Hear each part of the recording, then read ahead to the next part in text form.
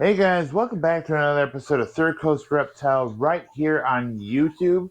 Today we're going to be talking about the Giacalone carbonara, or betterly known as the Redfoot tortoise and the cherryhead tortoise. Now I know I've done Redfoot tortoise videos in the past, but this is more about the cherryhead. We're going to talk about the differences between a cherryhead and Redfoot tortoise.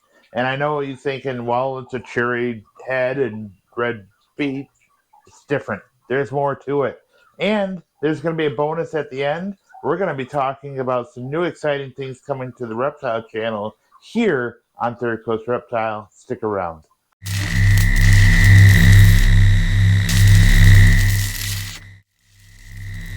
So as I mentioned in the intro of the video here, Giacalone carbonara is the Latin name for both cherryhead and redfoot tortoises.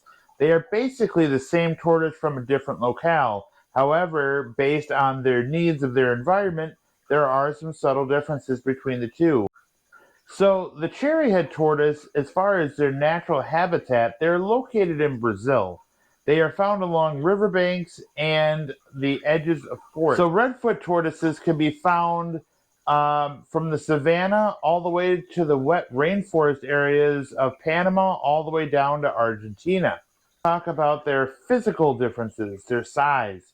So redfoot tortoises tend to be larger. They range from 10 to 14 inches in length, where cherryhead tortoises are predominantly smaller, and they come in around 8 to 12 inches in length. Males being bigger than females in both accounts. So for the males, for both cherryhead and redfoot, they both have that concave plastron.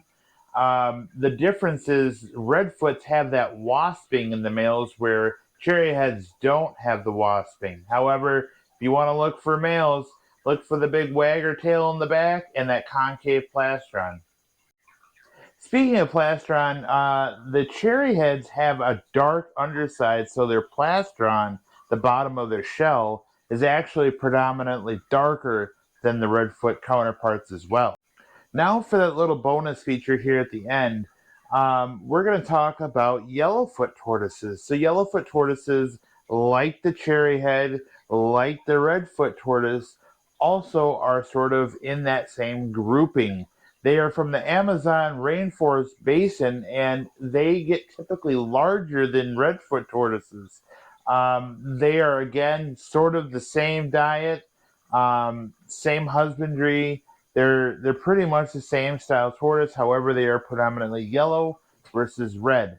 Now, in addition to this, there's also marbling. Marbling occurs on cherryheads predominantly more than redfoots, because the way the growth pattern is on those scutes, the pigment in the scutes disappears and you get that marbling. And I have one in here that I'll show you that has that sort of marbling on their scutes. There's nothing wrong with them. They're a little bit more aesthetically pleasing, so they're worth a little bit more in value numerically if you're thinking about that sort of thing, but I don't here.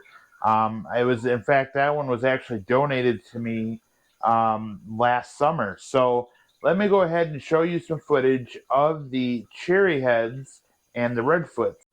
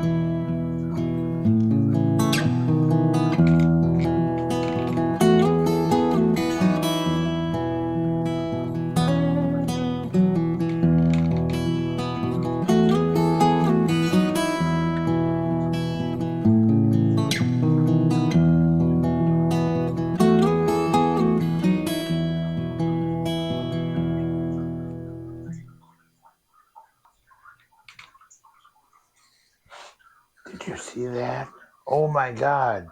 So I don't know if you guys saw that in the window. That's why I moved the camera up. There were like 6 deer coming right up to the back window here. Amazing what you see here while you're doing your videos and working with animals. Wildlife sometimes just comes right up to your back door. Um, Pretty freaking cool. I can't believe I caught that. It was the right place at the right time. I love what I do. I mentioned that. I love what I do. I love what I do. Anyway, wait, I didn't even say goodbye. I'm editing my video and I didn't even say goodbye. Wow, that's rude. Well, I'll see you next time. Thanks for watching.